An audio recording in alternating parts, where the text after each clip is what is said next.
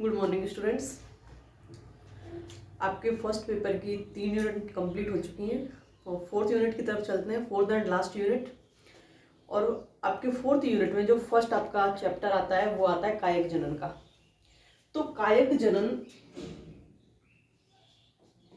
कोई भी प्लांट है, कोई भी पादप है, किसी भी प्लांट के कायक भागों के, पादप के कायक भागों के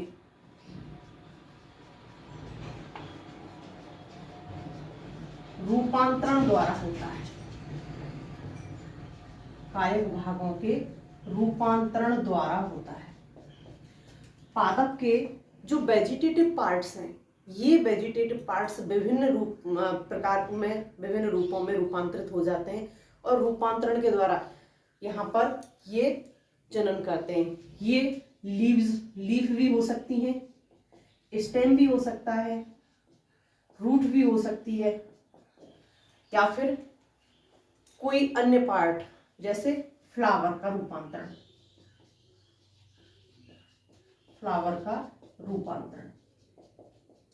तो ये कोई भी भाग हो सकता है।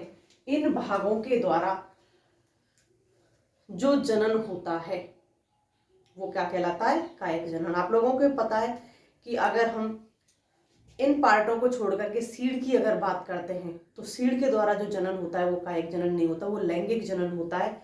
यहाँ पर वेजिटेटिव पार्ट्स के द्वारा हो रहा है, इसीलिए हम क्या बोल रहे हैं इसको? वेजिटेटिव रिप्रोडक्शन होता है। वेजिटेटिव रिप्रोडक्शन 2 प्रकार से होता है। यहाँ पर ये 2 प्रकार से होता है। एक तो होती है प्राकृतिक विधि, प्राकृतिक विधि द्वारा, और दूसरा होता है कृत्रिम विधि द्वारा। कृत्रिम विधि द्वारा दोनों प्रकार से हो सकता है। प्राकृतिक रूप से भी पाया जाता है और आवश्यकता अनुसार हम यहाँ पर कृत्रिम रूप से भी यहाँ पर वेजिटेटिव रिप्रोडक्शन करा सकते हैं। तो फर्स्ट देखते हैं प्राकृतिक।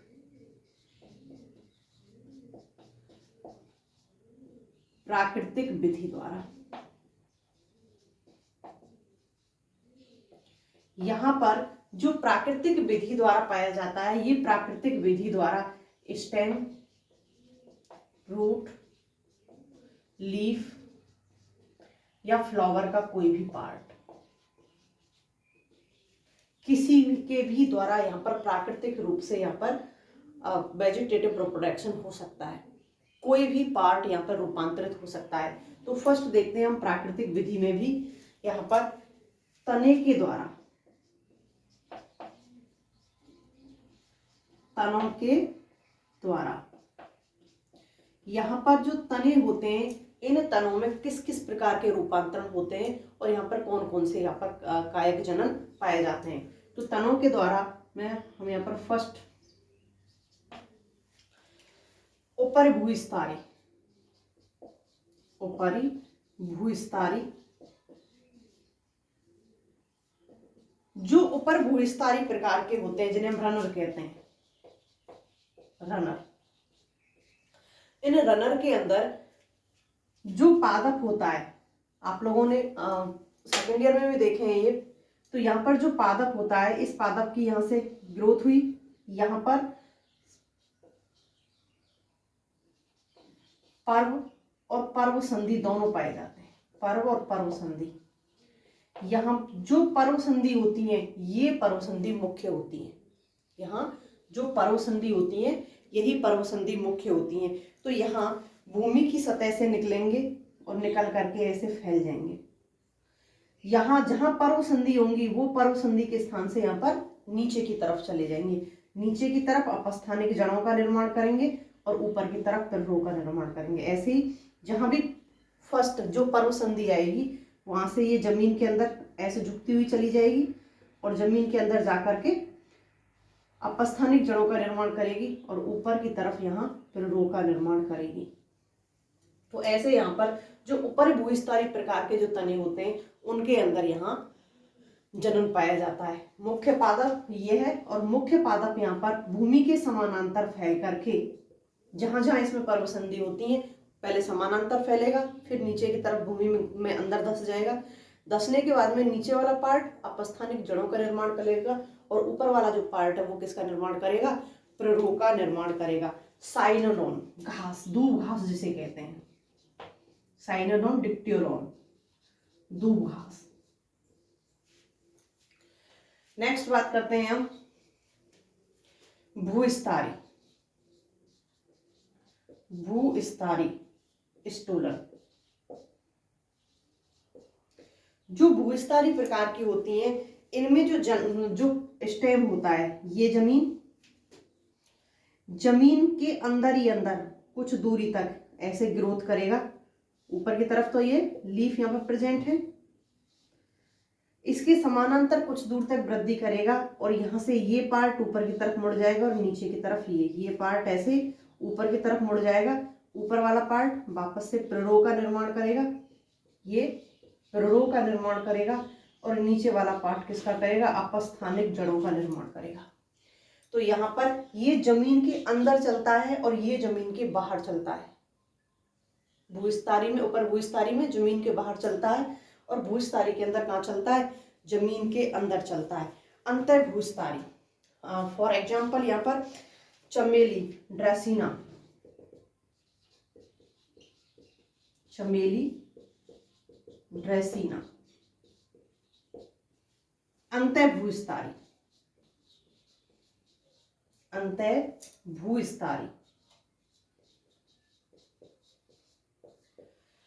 अंतर भूस्तरी सकर।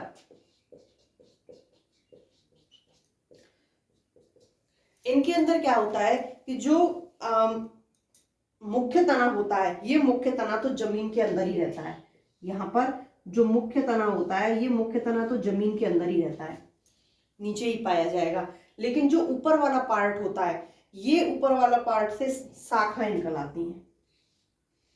यहाँ ऊपर वाले भाग से शाखाएं निकल आएंगी।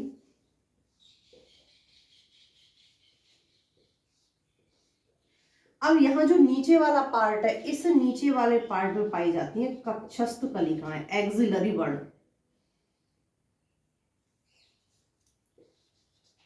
कक्षस्थ कलिकाएं, जो कक्षस्थ कलिकाएं होती हैं, ये कक्षस्थ कलिकाएं सीधे यहां से किसका निर्माण करती हैं? तिरछी। यहां से ये कक्षस्थ कलिकाएं किसका निर्माण करेंगी? बाहर की ओर प्ररोह का निर्माण करेंगी। तिरछी अवस्था में जाकर के यहाँ सीधे किसका निर्माण करेंगी? प्ररोह का निर्माण करेंगी। जहां भी कक्षस्थ कलिकाएं रूट के अंदर यहाँ प्रेजेंट होंगी, ये वहां पर जाकर के प्ररोह का निर्माण करती हैं। अंतर्भूस्तरी के अंदर कक्षस्थ कलिकाओं के द्वारा यहाँ पर कायक जनन होता है। पोदीना, गुलदाउदी के अंदर, पोदीना, गुलदाउदी।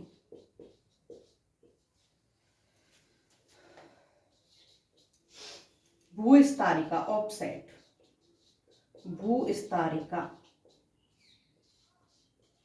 ऑफसेट। ये जलीय पादप होते हैं, जलीय पादप होते हैं जो जल में पाए जाते हैं।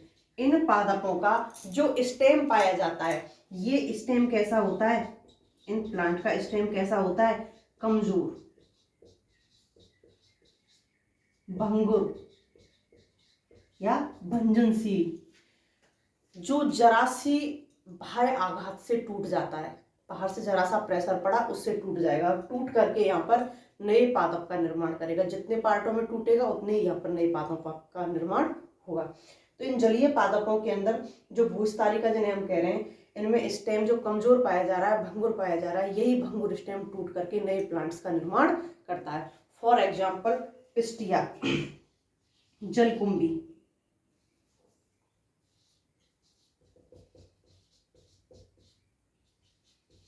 पिस्टिया, जलकुंभी,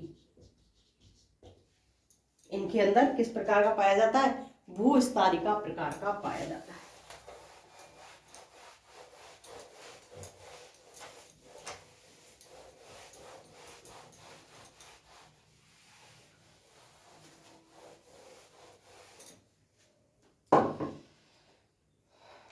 नेक्स्ट कंद। जो कंद प्रकार के स्टेम होते हैं, ये स्टेम की जो शाखाएं होती हैं, इन स्टेमों की जो शाखाएं होती हैं, ये शाखाएं जमीन के अंदर जाती हैं और जमीन के अंदर जाकर के जो शीर्ष पार्ट होता है, इनका जो शीर्ष भाग होता है, ये शीर्ष भाग क्या हो जाता है, फूल जाता है और फूल करके क्या करता है, ये भोजन का संग्रह करता है। यहाँ पर जो इनके शीर्ष पार्ट होते हैं, ये शीर्ष पार्ट फूल करके यहाँ पर भोजन का संग्रह करते हैं। यहाँ जो शीर्ष पार्ट होता है, इस शीर्ष पार्ट के ऊपर आंख पाई जाती है और ये आंख कक्षस्थ कलिकाओं के द्वारा ढकी हुई होती है। कक्षस्थ कलिकाओं के द्वारा क्या होती है, सुरक्षित कलिकाओं से ढकी होती है। फॉर एग्जाम्पल आलू, फॉर एग्जाम्पल आलू। आलू के अंदर क्या होता है कि आलू का जो स्टेम होता है, आलू क्या है, रूपांतरित स्टेम होता है, ये नीचे की तरफ वृद्धि करेगा, जड़ें अलग पाई जाती हैं यहाँ पर स्टूडेंट्स। और जिन शाखाओं पर आलू लगे होते हैं, क्योंकि इन शाखाओं के शीर्ष पार्ट क्या हो जाएंगे, फूल जाएंगे, फूल करके यहाँ पर भोजन का संग्रह करेंगे। तो ये जो पार्ट होते हैं, ये तो होते हैं स्टेम के, और यहाँ पर जो अपस्थानिक पतली पाई जाती हैं, ये पाई जाती हैं रूट। तो यहाँ पर जमीन के अंदर स्टेम और रूट दोनों पाए जाते हैं। यहाँ आलू के ऊपर छोटी छोटी संरचनाएं पाई जाती हैं, क्योंकि आलू के अंदर वेजिटेटिव ग्रोथ होती है। जब इसको बोते हैं तो इसके छोटे छोटे टुकड़ों को बोते हैं, और वो टुकड़े कौन से होते हैं, आंख युक्त। जिन टुकड़ों के अंदर आंख होती है, उनसे नए आलू के पादप का निर्माण होता है। तो इनके ऊपर आंख पाई जाती है, ये आंख कक्षस्थ कलिकाओं से ढकी हुई होती हैं। तो इनको क्या कहते हैं हम, कंद। प्रकंद, प्रकंद। जो प्रकंद पाए जाते हैं, ये मांसल होते हैं। प्रकंद कैसे होते हैं, मांसल होते हैं, और भूमि के अंदर क्षैतिज दिशा में गति करते हैं। भूमि के अंदर क्षैतिज ग्रोथ करते हैं ये।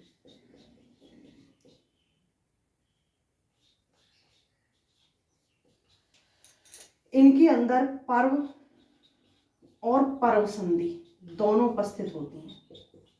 पर्व और पर्व संधि दोनों ही उपस्थित होती हैं। पर्व जो होते हैं वो कैसे होते हैं, छोटे। फॉर एग्जाम्पल देखो पहले अदरक। अदरक के अंदर आपको पता है संरचना कैसी होती है, अनियमित आकार की होती है, किसी भी आकार की हो सकती है। तो यहाँ पर जो ये पर्व होते हैं, ये छोटे छोटे होते हैं, और पर्व के बाद में क्या होंगी, पर्व संधियां। पर्व छोटे छोटे होंगे, ये पर्व संधियां होंगी। तो यहाँ पर भूमि के अंदर मांसल होते हैं, भूमि के अंदर क्षैतिज वृद्धि करते हैं, साथ साथ वृद्धि करते हैं। पर्व छोटे होते हैं, और यहाँ पर नजदीक नजदीक यहाँ पर पर्व संधियां उपस्थित होती हैं। फॉर एग्जाम्पल अदरक। नेक्स्ट बात करते हैं हम घनकंद। घनकंद, जो घनकंद होते हैं, ये संघनित भूमिगत तना होता है। संघनित भूमिगत तना होता है। यहाँ पर ये संघनित भूमिगत तना होता है। ये ऊर्ध्वाधर वृद्धि करता है, ऊर्ध्वाधर वृद्धि करता है। संघनित क्यों कह रहे हैं, क्योंकि यहाँ पर छोटे छोटे जो पार्ट हैं वो सभी मिलकर के एक बड़े हिस्से का निर्माण करते हैं। छोटे छोटे तने जो हैं वो मिलकर के एक बड़े तने का निर्माण कर रहे हैं, इसलिए हम क्या कहते हैं इसको, संघनित। भूमिगत, भूमि के अंदर पाया जा रहा है, इसलिए इसको भूमिगत कह रहे हैं। संघनित भूमिगत तना होता है, और वृद्धि कैसे करता है, ये ऊर्ध्वाधर अवस्था में वृद्धि करता है, अवस्था में। फॉर एग्जाम्पल कचालू, केसर, कचालू, केसर, जिमीकंद, क्रोकस, जिमीकंद, क्रोकस। सभी कैसे हैं? संघनित तने होते हैं। सल्ककंद, सल्ककंद जिन्हें बल्ब कहते हैं। जो सल्ककंद होते हैं इनके अंदर जो तना होता है, तना कैसा होता है? मोटा और मांसल, मोटा और मांसल, जो भोजन का संग्रह करता है। भोजन के संग्रह की वजह से ये कैसा हो जाता है? मोटा और मांसल हो जाता है, भोजन के संग्रह करने के कारण ही। यहाँ पर भोजन जो इकट्ठा होता है ये भोजन सल्क पत्रों के अंदर इकट्ठा होता है, सल्क पत्रों में। फॉर एग्जाम्पल लहसुन, प्याज। जो प्याज होती है, प्याज के अंदर कंचुकित सल्क पत्र पाए जाते हैं, कंचुकित सल्क पत्र पाए जाते हैं जिनके अंदर यहाँ पर भोजन का संग्रह होता है। और लहसुन के अंदर सल्की पाए जाते हैं, लहसुन के अंदर सल्की पाए जाते हैं, सल्की पत्र पाए जाते हैं। आप लोगों ने देखा होगा लहसुन की जब ऊपर का टूट जाता है, सॉरी सूख जाता है ऊपर वाला पार्ट, तो कैसा हो जाता है? बहुत ज्यादा सल्की हो जाता है।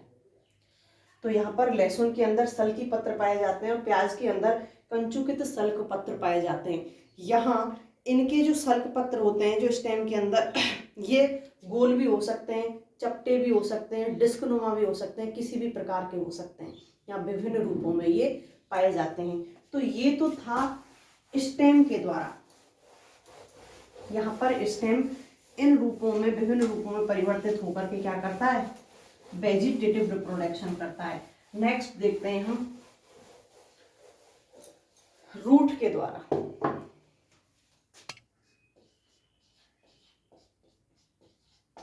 रूट के द्वारा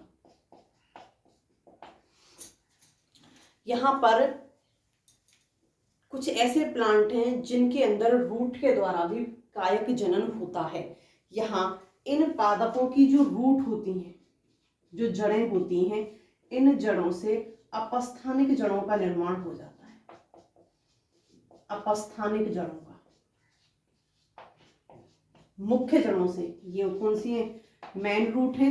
मेन रूट से अपस्थानिक जड़ों का निर्माण हो जाता है, क्योंकि इनके अंदर ऐसी कैपेसिटी होती है कि ये यहाँ अपस्थानिक जड़ों का निर्माण कर लेती हैं। अपस्थानिक जड़ों का जब निर्माण हो जाता है तो इन अपस्थानिक जड़ों के ऊपर की तरफ यहाँ पर प्ररो बन जाती है, और रूट तो ये है। तो पहले तो अपस्थानिक जड़ों का निर्माण होगा, फिर ऊपर प्ररो का निर्माण होता है। सामान्य तौर पर जो वर्षा काल होता है, वर्षा काल होता है, वर्षा काल के समय यहाँ पर इस प्रकार की रूट्स के अंदर अपस्थानिक रूटों का निर्माण होता है। फॉर एग्जाम्पल हम देखें एस्पेरेगस, डहेलिया, एस्पेरेगस, डहेलिया।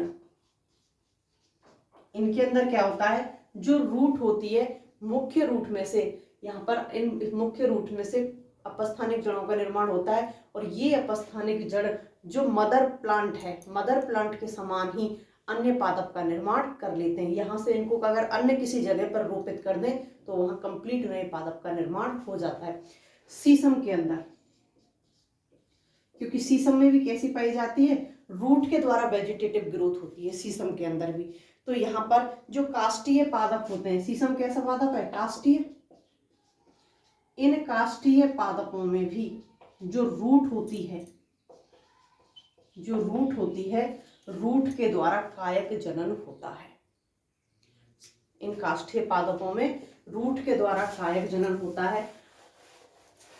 सभी पादपों में नहीं पाया जाता, केवल कुछ ही ऐसे पादप हैं जो रूट के द्वारा कायक जनन कर सकते हैं। नेक्स्ट लीफ, लीफ के द्वारा, पर्ण के द्वारा, पर्ण।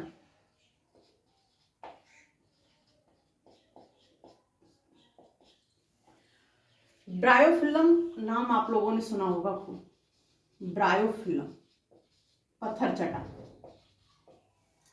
ब्रायोफिल्लम की जो लीफ होती है स्टूडेंट्स, ब्रायोफिल्लम की लीफ के जो किनारे होते हैं, इसकी लीफ के जो किनारे होते हैं, इन किनारों से कहीं से भी, किसी भी जगह से, इनके किनारों से किसी भी जगह से नवपादप का निर्माण हो जाता है। नवपादप का मतलब कि इसके लीफ के जो किनारे होते हैं, ये किनारे नए पादप का निर्माण करने में सक्षम होते हैं। ऐसे ही कुछ पादपों में जो सिरा होती हैं, सिरा और पर्णवृंत, पर्णवृंत यहां पर नए पादप का निर्माण कर देते हैं, नए पादप का।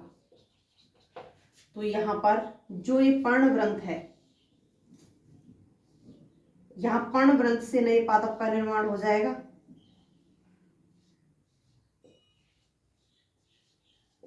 यहां पर जो सिराएं हैं, इन सिराओं से इस जगह से, इस जगह से, किसी भी जगह से, मुख्य सिरा से किसी भी जगह से, लीफ में मुख्य सिरा से, सिरिकाओं से, पर्णवृंत से, किसी भी पादप से, किसी भी जगह से यहाँ पर नए पादप का निर्माण हो जाता है।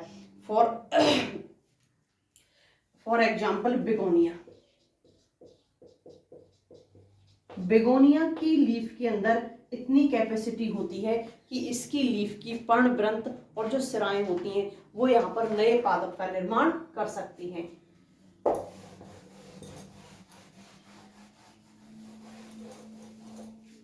नेक्स्ट, जननांगों द्वारा कायक जनन। जननांगों द्वारा